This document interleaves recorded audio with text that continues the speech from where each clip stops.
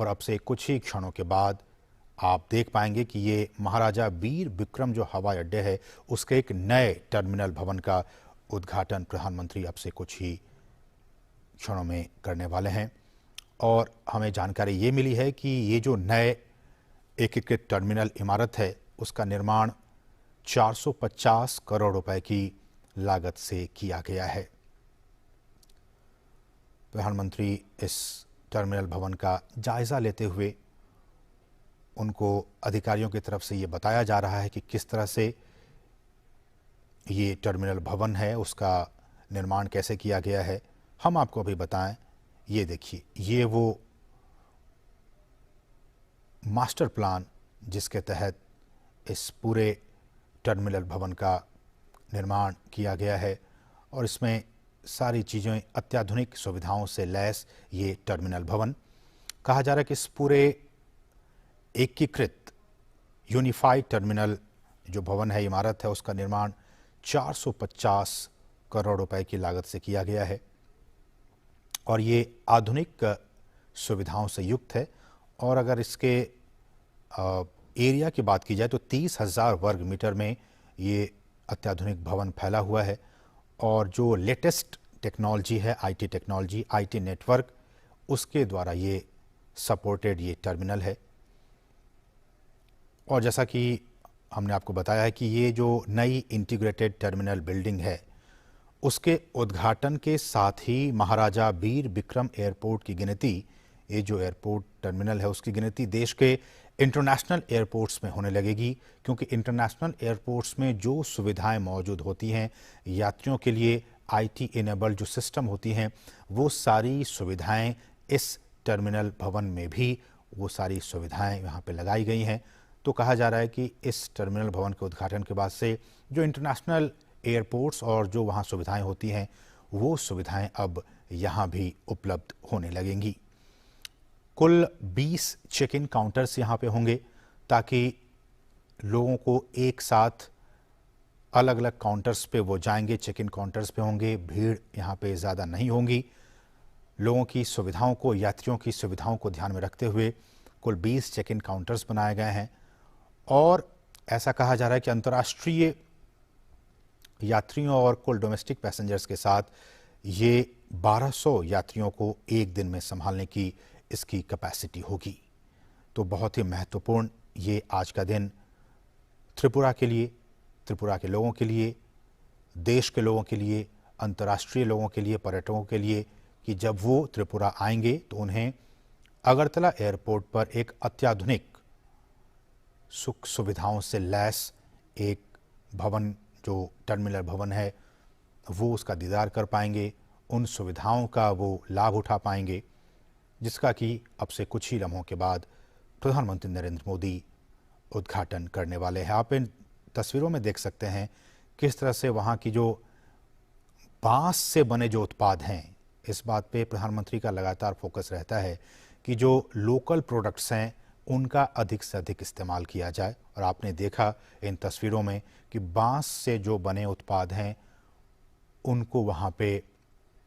लगाया गया है सजावट के तौर पर। बहुत ही उम्दा, बहुत ही बेहतरीन ये उत्पाद। और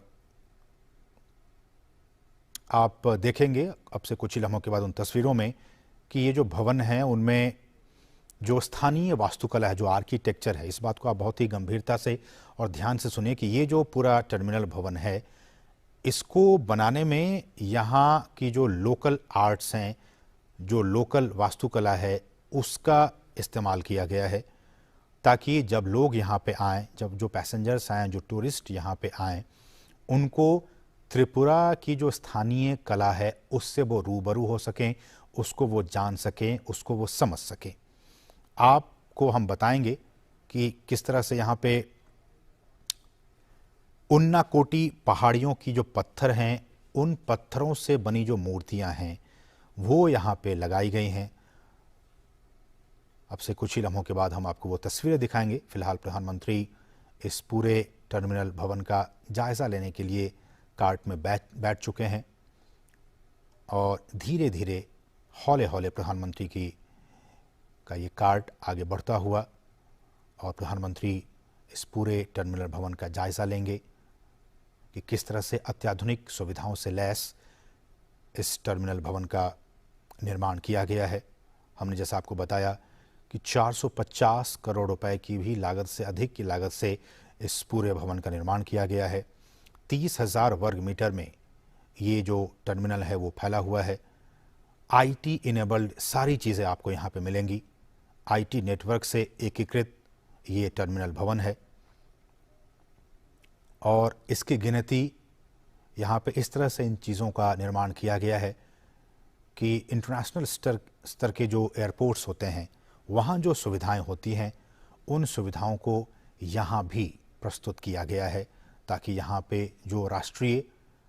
और अंतर्राष्ट्रीय स्तर पे के जो यात्री हैं वो जब पहुँचें तो उन्हें किसी भी तरह की कोई दिक्कतों का सामना न करना पड़े।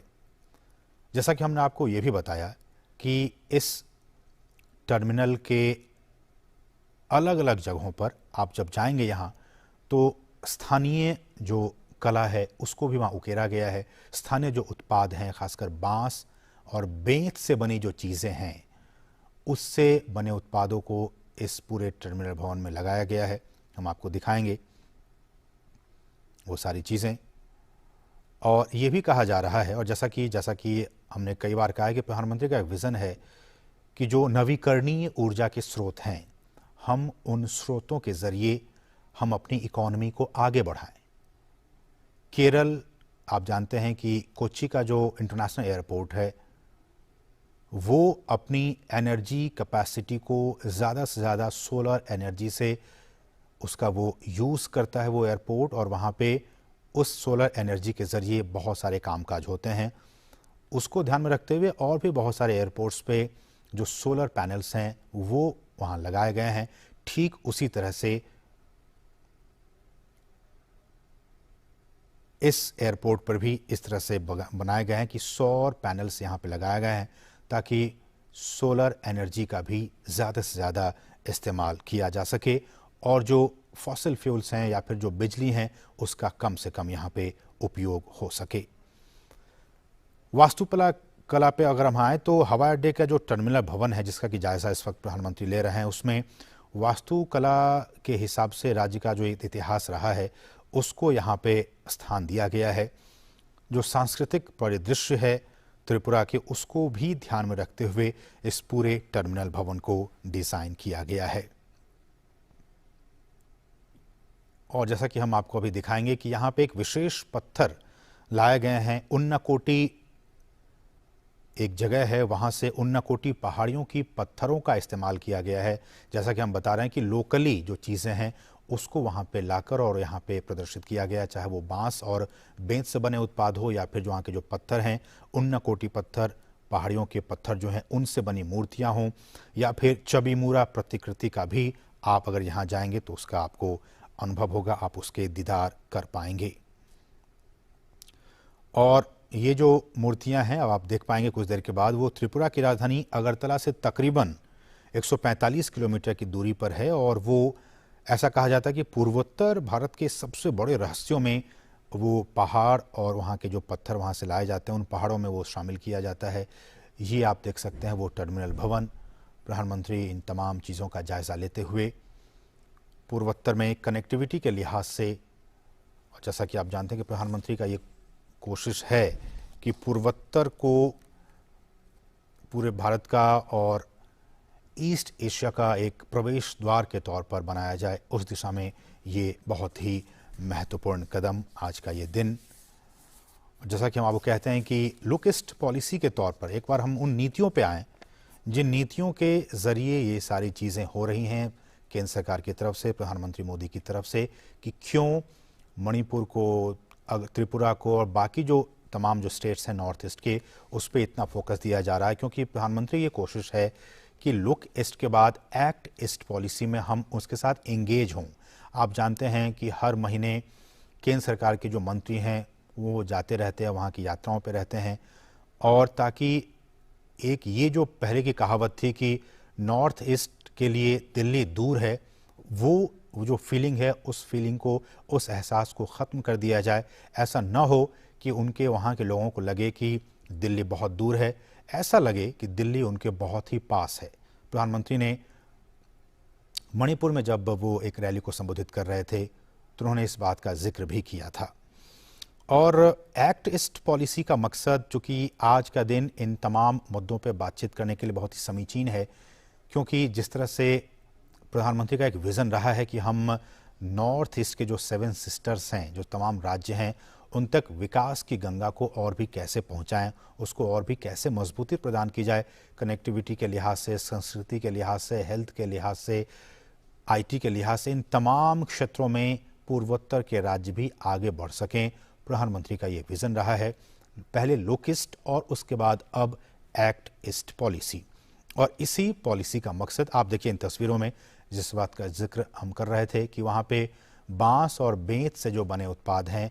उन उत्पादों को वहाँ पे बहुत ही प्रमुखता से लगाया गया है ताकि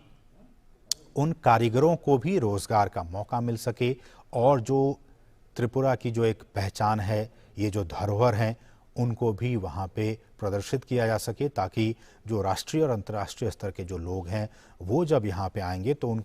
उनको यहाँ के लोकल प्रोडक्ट्स के बारे में जानकारी मिल पाएगी। और जैसा कि आप जानते हैं कि प्रधानमंत्री ने ये आह्वान भी किया है कि आप जो लोकल प्रोडक्ट्स हैं उसके लिए वोकल बनिए, वोकल फॉर लोकल। तो इसी सोच को प्रदर्शित करते हुए यहाँ पे आप इन प्रोडक्ट्स को देख सकते हैं जो यहाँ पे आप तस्वीरों में देख रहे हैं। मैं एक बार फिर से रुक करना चाहूँगा